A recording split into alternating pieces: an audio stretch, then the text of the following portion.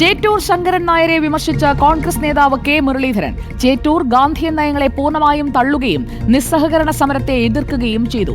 യോജിക്കാൻ കഴിയാത്ത നടപടികൾ ചേറ്റൂരിന്റെ ഭാഗത്തു നിന്നുണ്ടായി. ഗാന്ധിയൻ മൂല്യങ്ങളോട് ചേറ്റൂരിന്റെ വിയോജിപ്പാണ് അനുസ്മരണം ഒഴിവാക്കാൻ കാരണമെന്നും കെ മുരളീധരൻ പറഞ്ഞു.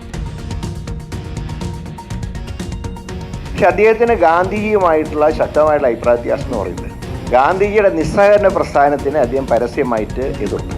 അതുകൊണ്ട് തന്നെയാണ് പിന്നീട് ആ നടപടികൾ വിവാദമായതുകൊണ്ടാണ് അഖിലേന്ത്യാ തലത്തിലൊക്കെ ചേറ്റൂർ ശങ്കരൻ നായരുടെ ചരമവാർഷികമൊന്നും കോൺഗ്രസ് ആചരിക്കാതിരുന്നത്. നെഹ്റു കുടുംബത്തിന് പുറത്തുള്ള ആളായതുകൊണ്ടല്ല ചേറ്റൂരിനെ നമ്മൾ അനുസ്മരിക്കാത്തത്. അദ്ദേഹത്തിൻ്റെ ചില നടപടികളോട് ഗാന്ധിയൻ മൂല്യങ്ങളോടുള്ള അദ്ദേഹത്തിൻ്റെ വിയോജിപ്പാണ് മറ്റ് മുൻ പ്രസിഡന്റുമാർക്ക് നൽകുന്ന ആനുകൂല്യങ്ങൾ നമ്മൾ നൽകാതിരുന്നത് എന്നുകൂടെ അവിടെ ക്ലിയറാക്കണം.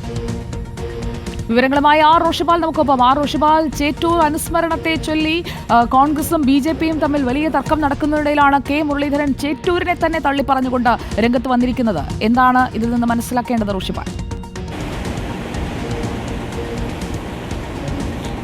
സുജയ പാർവതി, AICC മുൻ അധ്യക്ഷനായിരുന്ന ചേറ്റൂർ ശങ്കരൻ നായരുടെ അനുസ്മരണം KPCC ആസ്ഥാനത്ത് നടത്തുമ്പോഴാണ് മുൻ KPCC അധ്യക്ഷൻ കൂടെ കെ മുരളീധരൻ ചേറ്റൂരിൻ്റെ നടപടികളെ അതിരൂക്ഷമായി വിമർശിച്ചത്. നേരത്തെ നിസ്സഹകരണ സമരഘട്ടത്തിൽ ഗാന്ധിയുടെ ആശയത്തെ പൂർണ്ണമായും ചേറ്റൂർ തള്ളിപ്പറഞ്ഞിരുന്നു. മാത്രവുമല്ല, ഗാന്ധിജിക്കെതിരെ പുസ്തകം എഴുതുകയും ചെയ്തു.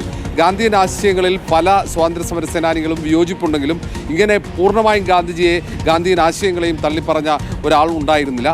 ഈ സാഹചര്യത്തിലാണ് AICCയോ പിന്നീട് KPCCയോ അനുസ്മരണം സംഘടിപ്പിക്കാതിരുന്നത്. പക്ഷേ BJP ചേറ്റൂരിനെ ദത്തെടുക്കാൻ ശ്രമിക്കുമ്പോൾ ചേറ്റൂരിനെ BJP കൊടുക്കാൻ കഴിയില്ല.